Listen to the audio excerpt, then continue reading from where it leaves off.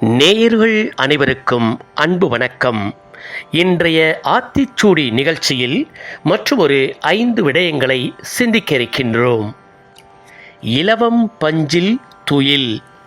நாம் இரவில் உறங்கும் பொழுது இலவம் பஞ்சினால் தயாரிக்கப்பட்ட படுக்கையிலேயே நாம் உறங்க வேண்டும்.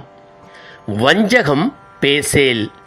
நெஞ்சத்தில் நஞ்சையும் உதட்டில் அன்பையும் வைத்து ஒருவரிடமும் பேசக்கூடாது. அழகலாதன செயேல். ஒழுக்கமற்ற காரியங்களை ஒருபோதும் செய்தல் கூடாது. இளமையில் கல். நமது பருவத்திற்கு முன்பு சிறு வயதிலேயே தர்மத்தையும் அறத்தையும் கற்றுக்கொள்ள வேண்டும். அரணை மறவேல். அடுத்தவர்களுக்கு ஈகையை என்றும் மறவாமல் இயன்றவரை உதவி செய்ய வேண்டும். மீண்டும் மற்றொரு ஆத்திச்சூடி நிகழ்ச்சியில் உங்கள் அனைவரையும் சந்திக்கின்றேன்.